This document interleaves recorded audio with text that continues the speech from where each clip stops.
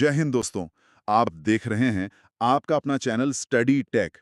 आज हम शुरू करने जा रहे हैं हिंदी साहित्य का एक बेहद महत्वपूर्ण और स्कोरिंग टॉपिक, रस और छंद। हाँ, छंद को इतनी आसान ट्रिक्स के साथ समझाया जाएगा कि श्रृंगार, वीर, करुण जैसे रस और दोहा, चौपाई जैसे छंद में कभी कंफ्यूजन नहीं होगा। बिल्कुल। और नोट्स में ये साफ लिखा है कि जो छात्र यूपी पुलिस, यूपी लेखपाल या दूसरी प्रतियोगी परीक्षाओं की तैयारी कर रहे हैं, उनके लिए एकदम सोने की खान है। एकदम सही बात है, क्योंकि अक्सर तैयारी करने वाले इन भारी भरकम शब्दों को देखकर घबरा जाते हैं और रटने की कोशिश करते हैं। हाँ, शुरुआत में ये विषय किसी भूल भुलैया जैसा ही लगता है ना? लेकिन हमारा आज का मिशन यही है कि इसे रटने वाली लिस्ट से बाहर निकाला जाए। हम इसके पीछे के विज्ञान और लॉजिक को डिकोड करेंगे। बिल्कुल। और साहित्य में रस और छंद केवल कुछ नियम नहीं है। ये असल में इंसानी भावनाओं और गणित का एक बहुत ही शानदार मिश्रण है। जब तक इसके पीछे काम करने वाले सिस्टम को नहीं समझा जाता, तब तक परीक्षा हॉल के उस भारी दबाव में गलतियां होना तय है। सही कहा। तो चलिए बिना किसी देरी के रस से शुरुआत करते हैं, जी। जिसे साहित्य में काव्य की आत्मा कहा गया है। वैसे रोजमर्रा की जिंदगी में तो रस का मतलब गन्ने का रस या फलों का जूस होता है। हाँ, पीने वाला रस। हाँ, लेकिन जब हम कविता या साहित्य की बात करते हैं तो ये रस क्या है?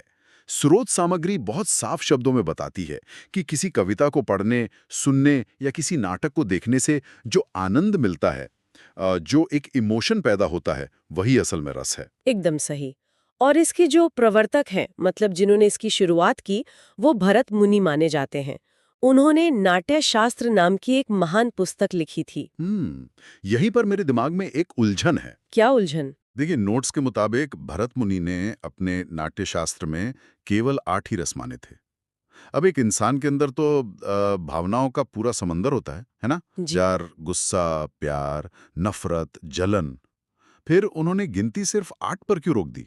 इसका जो कारण है ना, वो बहुत ही व्यावहारिक है। हाँ। मैं समझाती हूँ। भरत मुनि का जो नाट्यशास्त्र था, वो मूल रूप से थिएटर के लिए था, हाँ, मतलब मंच पर होने वाले नाटकों के लिए। अच्छा, एक्टिंग के लिए। हाँ, उनका नियम बहुत स्पष्ट था। वो मानते थे कि केवल उसी भावना को रस माना जा सकता है जिसे एक अभिनेता मंच पर अपने चेहरे और शरीर के हाव भाव से दर्शकों के सामने एक्ट कर सके। समझ रहा हूँ। अब आप सोचिए, एक अवस्था होती है एकदम शांत हो जाना, वैराग्य में चले जाना, जहाँ कोई भावना ही ना बचे।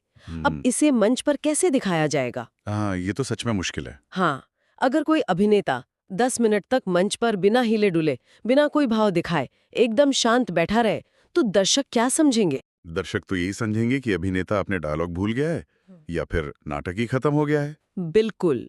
मंच पर शून्यता या शांति का अभिनय करना बहुत मुश्किल काम है। इसीलिए भरत मुनि ने शांत रस को अपनी सूची में शामिल ही नहीं किया था। उनके अनुसार रस सिर्फ 8 ही थे।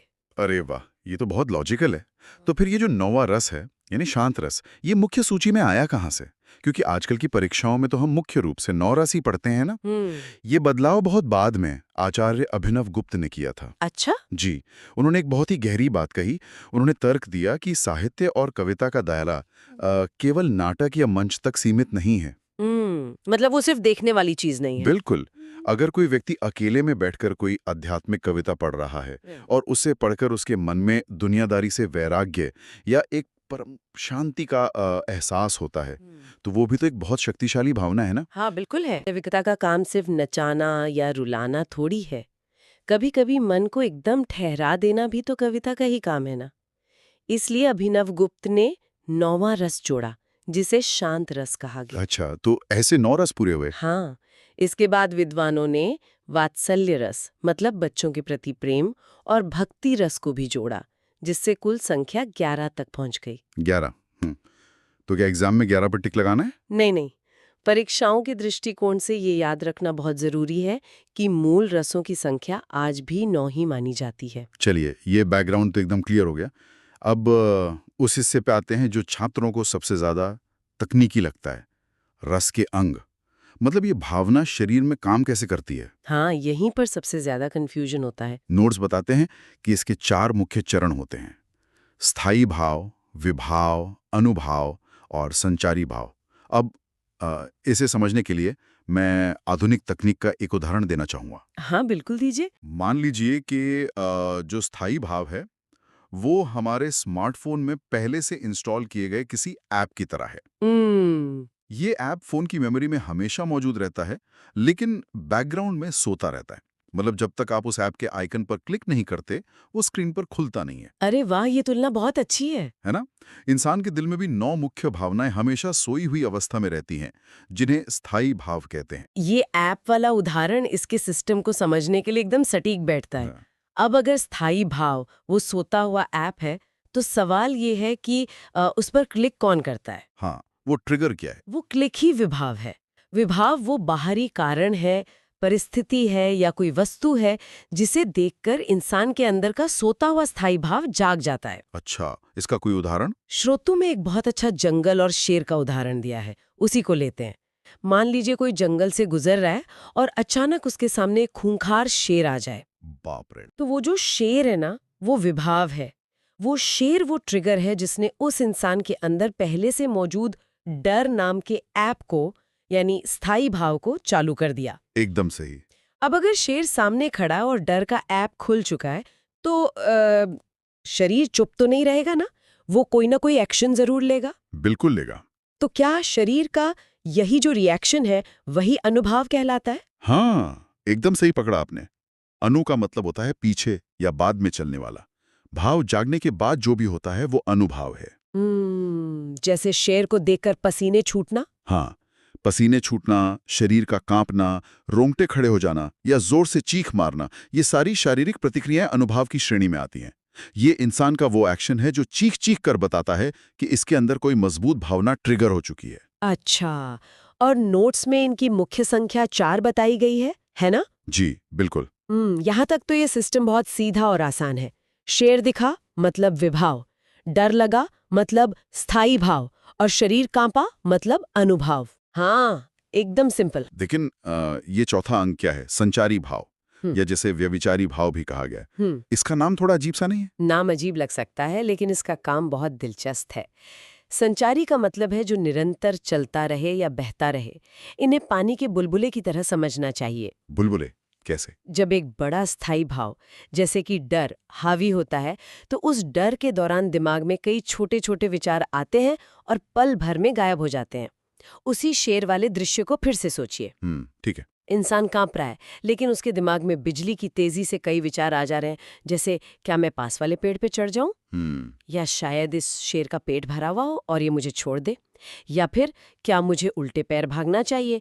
ये जो छोटी छोटी शंकाएं हैं, जो उम्मीदें और घबराहट के पल हैं जो हर एक सेकंड में बदल रहे हैं, यही संचारी भाव है। अरे, ये तो मोबाइल स्क्रीन पर लगातार आने वाले उन पॉपअप नोटिफिकेशंस की तरह है, जो एक के बाद एक आते हैं और स्वाइप करते ही हट जाते हैं। हाँ, बिल्कुल वैसा ही। और ये संचारी भाव उस मुख्य डर को और ज्यादा मजबूत करते हैं। साहित्य में ऐसे 33 यानी 33 संचारी भावों की पहचान की गई है, और ये परीक्षाओं में सीधे तौर पर पूछे जाते हैं। अच्छा, इनकी संख्या 33 है, ये याद रखना होगा। तो अब जब हम भावनाओं की पूरी मशीनरी समझ चुके हैं, तो उन 9 मुख्य स्थायी भावों पर नजर डालते हैं, जो हर परीक्षा का अहम हिस्सा होते हैं। जी बिल्कुल। जैसे श्रृंगार रस को रसों का राजा कहा गया है। इसका स्थायी भाव रति या प्रेम है। इसके अलावा करुण रस का स्थायी भाव शोक है, रौद्र का क्रोध है और वीर रस का उत्साह है। यहाँ वीर और रौद्र में फर्क करना बहुत जरूरी है। वीर रस में जो जोश होता है वो कुछ महान करने का होता है, जबकि रौद्र रस में सब कुछ नष्ट कर देने वाला गुस्सा होता है। सही बात है। लेकिन मुझे इस पूरी लिस्ट में एक रस पर गंभीर आपत्ति है।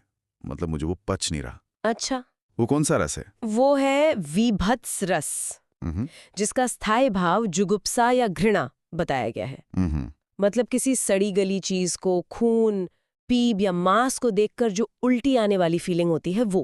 अब मुझे एक बात समझ नहीं आ रही। क्या? कोई भी इंसान कविता या साहित्य क्यों पढ़ता है? अच्छा महसूस करने के लिए, आनंद के लिए, है ना? तो फिर घृणा या उल्टी जैसी गंदी भावना को साहित्य का एक इतना महत्वपूर्ण हिस्सा, एक रस क्यों माना गया है? देखिए, आपकी ये आपत्ति पहली नजर में बहुत जायज लगती है। कई लोगों को ऐसा ही लगता है। लेकिन हमें साहित्य के असली उद्देश्य को समझना होगा। अच्छा, साहित्य सिर्फ मनोरंजन के लिए नहीं होता। ये जीवन और समाज का एक आईना होता है, और जीवन में हमेशा सब कुछ सुंदर, साफ सुथरा और सुखद तो नहीं होता ना। वो तो है। कल्पना कीजिए कि एक कवि युद्ध के मैदान का वर्णन कर रहा है, जहां तबाही मची है, चारों तरफ लाशें पड़ी हैं और चील कौवे मुंडरा रहे हैं। खौफनाक मंजर है। बिल्कुल। अब अगर वो कवि इस दृश्य को इस तरह लिखे कि पढ़ने वाले को वो मंजर अपनी आंखों के सामने दिखने लगे और उसे सच में घिन आने लगे, तो ये उस कवि की सबसे बड़ी जीत है। ओहो, मतलब वो कनेक्ट कर पा रहा है। हाँ, विभत्स रस का उद्देश्य ही इंसान को ये महसूस कराना है कि दुनिया में भयानकता और विनाश भी मौजूद है। हर भावना को उसी तीव्रता के साथ महसूस कराना ही रस की असली ताकत है। अरे वाह, ये नजरिया तो वाकई सब कुछ बदल देता है। मतलब एक कामयाब कवि सिर्फ हंसाने और रुलाने वाला नहीं है, बल्कि वो भी है जो अपनी कलम से ऐसा दृश्य बना दे कि पढ़ने वाला बेचैन हो जाए। बिल्कुल सही। तो यहाँ हमने काव्य की आत्मा यानी रस को पूरी तरह से डिकोड कर लिया है। लेकिन एक आत्मा को दुनिया के सामने आने के लिए एक शरीर की जरूरत होती है, एक ढांचे की जरूरत होती है। हाँ। और यहीं से हमारी इस चर्चा का दूसरा सबसे महत्वपूर्ण चरण शुरू होता है, छंद। सही कहा। छंद काव्य का वो ढांचा है, उसकी वास्तुकला है जिसमें भावनाओं को सुरक्षित रखा जाता है। वास्तुकला, थोड़ा और समझाइए। देखिए, प्राचीन काल में जब चीजों को लिख कर रखने की सुविधा नहीं थी, तो ज्ञान को एक पीढ़ी से दूसरी पीढ़ी तक बोलकर पहुंचाया जाता था। श्रुति के माध्यम से। हाँ, गाकर याद करते थे लोग। बिल्कुल। अब अगर किसी कविता या श्लोक में कोई भी शब्द अपनी जगह से हिल जाए या कोई एक शब्द भूल जाए, तो उसका पूरा अर्थ बदल सकता था। ये तो वो बड़ा रिस्क है। इसीलिए पिंगल ऋषि ने छंद शास्त्र का निर्माण किया। पिंगल ऋषि ने? हाँ, उन्होंने शब्दों को एक ऐसे गणितीय फॉर्मूले और लय में बांध दिया कि अगर कविता से एक भी अक्षर गायब हो तो उसकी लय टूट जाए और गाने वाले को तुरंत पता चल जाए कि कुछ छूट गया है। इसलिए छंद को पिंगल शास्त्र भी कहा जाता है। अरे, ये तो प्राचीन काल का चेकसम एरर खोजना हो गया। कंप्यूटर में भी तो ऐसी डेटा करप्शन चेक करते हैं। बिल्कुल वही कॉन्सेप्ट है। और यूपी एग्जाम्स के जो नोट्स हम देख रहे हैं, उनमें एक बहुत बड़ी राहत यह है कि इनमें मुख्य रूप से मात्रिक छंद ही पूछे जाते हैं। हाँ, ये छात्रों के लिए राहत की बात है। मात्रिक छंद का सीधा सा मतलब है मात्राओं को गिनने का गणित। मतलब ये किसी कविता का वजन नापने जैसा है। हाँ, और सच कहूं तो यही वो जगह है जहां सबसे ज्यादा छात्र उलझते हैं। अच्छा। कविता पढ़ने में भले ही कितनी सुरीली लगे, लेकिन मात्रिक छंदों में सारा खेल सिर्फ मात्राओं की गिनती का है। इसके दो मूल नियम होते हैं। कौन कौन से? पहला है लघु या ह्रस्व मात्रा, जिसे एक यानी 1 गिना जाता है। इसका चिन्ह एक खड़ी रेखा होती है, जैसे अंग्रेजी का आई। इसमें अ, ई, उ, री जैसे छोटे स्वर आते हैं। इन्हें लघु इसलिए कहते हैं क्योंकि इन्हें बोलने में केवल एक सांस या एक पल का समय लगता है। समझ गया। और दूसरा नियम है दीर्घ या गुरु मात्रा, जिसे 2 गिना जाता है। इसका चिन्ह अंग्रेजी के एस जैसा होता है ना? एकदम सही। इसमें आ, ई, उ, ए, ओ, औ जैसे बड़े स्वर आते हैं। इन्हें बोलने में लघु की तुलना में दुगना समय या दुगनी सांस लगती है, इसलिए ये भारी या गुरु होते हैं। ये तो बहुत आसान लग रहा है। आसान है, लेकिन असली चुनौती इन सीधे नियमों में नहीं है। चुनौती छिपी है अपवादों में, यानी एक्सेप्शंस में। और एग्जाम्स में तो हमेशा एक्सेप्शन ही पूछे जाते हैं। बिल्कुल। अपवादी हमेशा परीक्षा में हार और जीत का अंतर तय करते हैं। इसमें जो सबसे बड़ा और खतरनाक नियम है, वो है आधे अक्षर का नियम। आधे अक्षर का नियम? हाँ, सामान्य तौर पर एक आधे अक्षर को बोलने में कोई समय नहीं लगता, इसलिए उसकी अपनी कोई मात्रा नहीं होती, वो शून्य होता है। 0। लेकिन इसका एक छिपा हुआ प्रभाव होता है जो अक्सर लोग नजरअंदाज कर देते हैं। रुको, मैं इस नियम को नोट्स में दिए गए एक शब्द पर लागू करने की कोशिश करता हूँ। शब्द है सत्य। ठीक है, करके देखिए। अगर मैं सामान्य गणित लगाऊं तो स में अ की आवाज है, मतलब ये लघु हुआ, तो इसकी एक मात्रा। त आधा है तो उसकी मात्रा 0 हो गई, और य में फिर से अ की आवाज है, तो ये भी 1 हुआ। इस हिसाब से 1 + 0 + 1 तो टोटल 2 मात्राएं। सत्य शब्द में कुल 2 मात्राएं होनी चाहिए। क्या ये सही है? और यही वो जाल है जिसमें परीक्षार्थी फंस जाते हैं।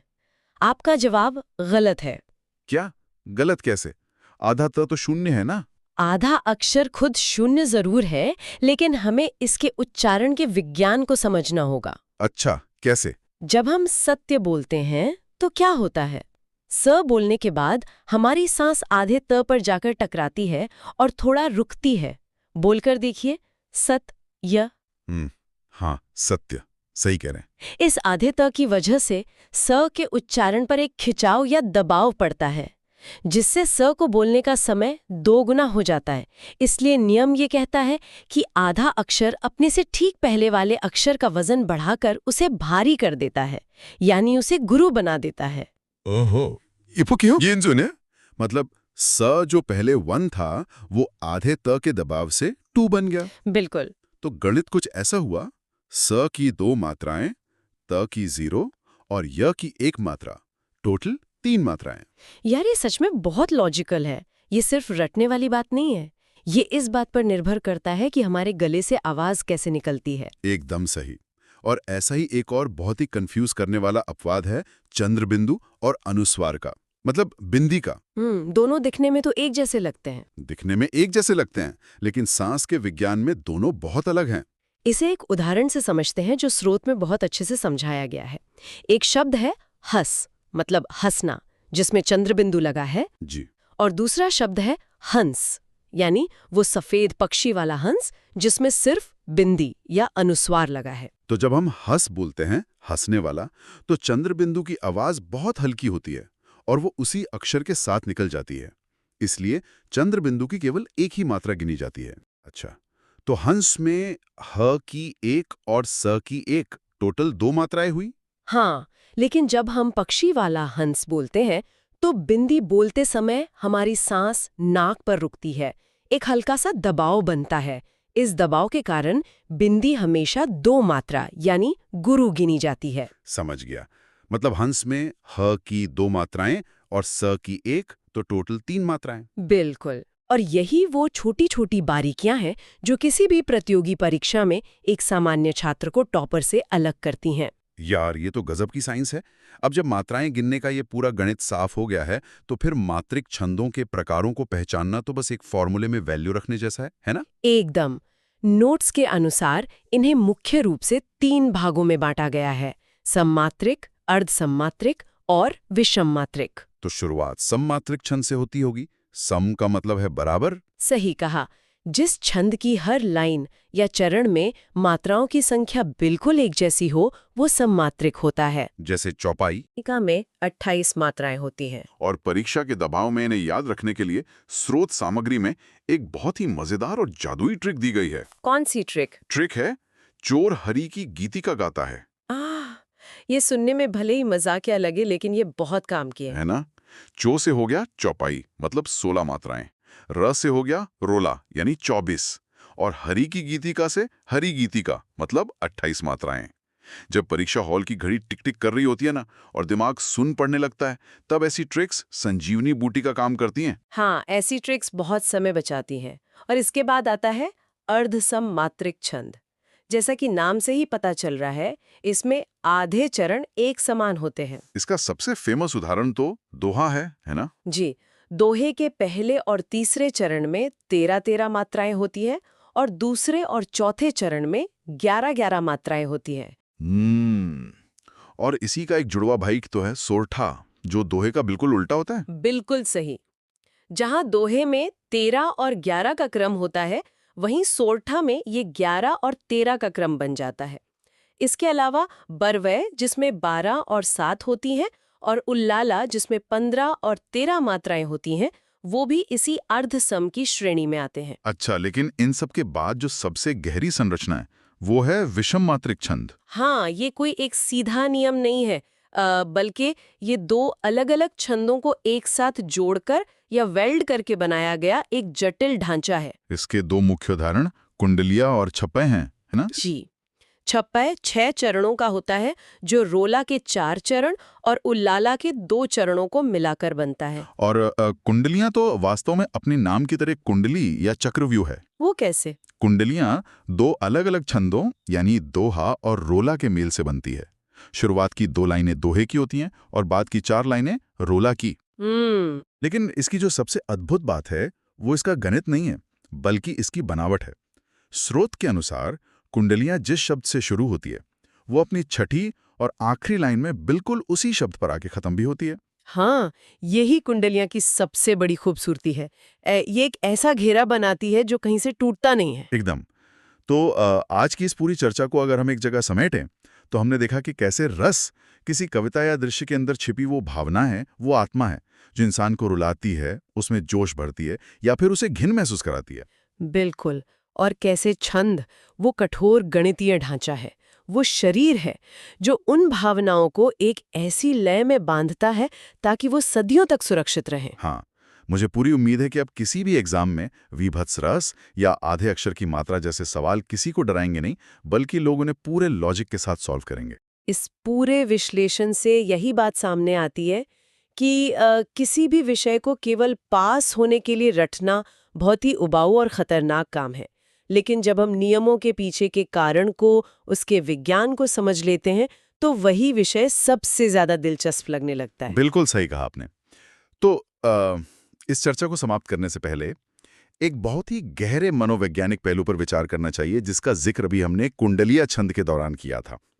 वो उसी शब्द पर खत्म होने वाली बात। हाँ, हमने देखा कि कुंडलियां जिस शब्द से शुरू होती है, बिल्कुल उसी शब्द पर वापस आकर खत्म होती है।